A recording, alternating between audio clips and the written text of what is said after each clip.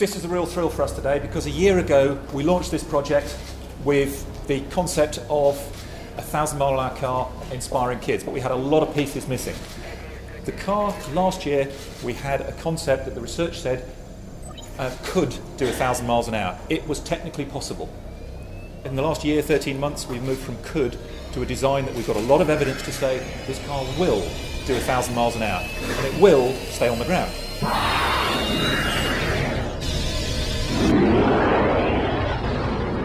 A lot of people have commented on the potential risk of driving a car at 1,000 miles an hour.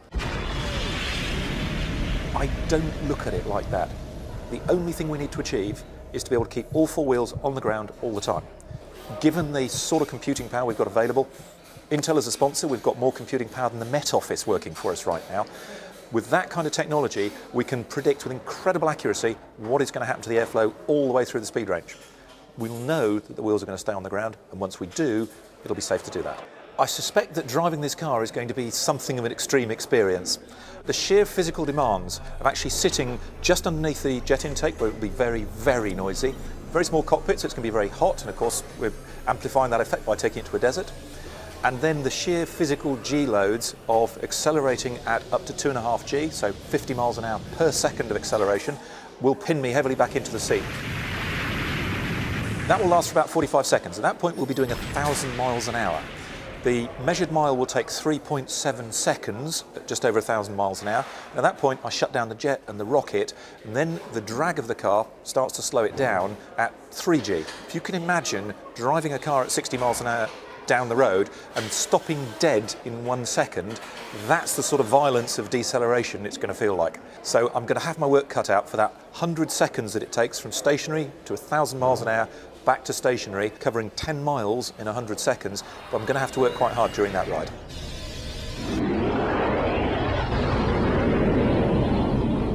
We've got 4 objectives really with all this. The first is to create a new generation of engineers. The second one is basically to provide a project that the students and the school kids can get into and really understand and really learn from. Third one is to get our 1,000-mile-an-hour record, and the fourth is to generate a lot of publicity for our sponsors. So what sort of science are we using? It's physics, it's maths, okay? So we're in the area of aerodynamics.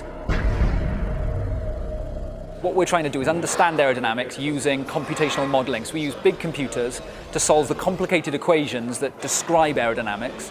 And using these big computers, we can get numbers out that tell us, well, at this speed, these are the forces the car will experience. We've a long process to go through before we go to South Africa and start testing there. We've got testing to do in the UK on a runway. It starts initially with commissioning the car in the workshop. We then take the car to an airfield and do tie-down tests. So we tie the car to the ground just like an aircraft and run the engines up and check that all the systems are functioning and that we're in control of the car.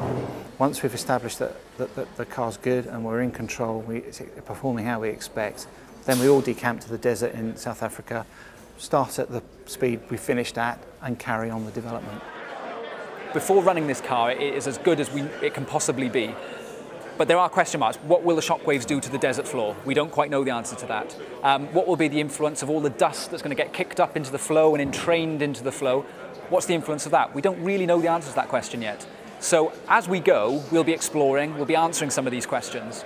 What we've developed is a model that tries to understand how the dust that gets entrained into the flow will affect the vehicle. Now that has lots of spin-offs. For example, aircraft landing on wet runways. They kick up a lot of spray into the aerodynamic flow around them. We can apply this technology to that once we finish working on Bloodhound. So there are lots of interesting little things that could well spin off into more real-world applications. We have 160 companies on the program now. It'll grow to about 300, and all of them are involved in making bits and pieces for the car. And all these parts arrive here, and this is where we stick it all together. And then we've got to integrate the sponsors who are making the parts with the schools. Can Bloodhound SSC inspire the next generation of engineers? I think so, absolutely. And we're already seeing it, I think. I mean, part of the research funding that we get from EPSRC is to go into schools and do public engagement work. This is where Andy's going to sit. and you go into a school and you tell them about a supersonic car and you've got the kids engaged, you're teaching them about science and engineering and they don't even know it. So we're seeing it happen already, and certainly once this vehicle is built and we run it on the desert, that's going to be such a spectacular event. I think it can't fail to inspire kids.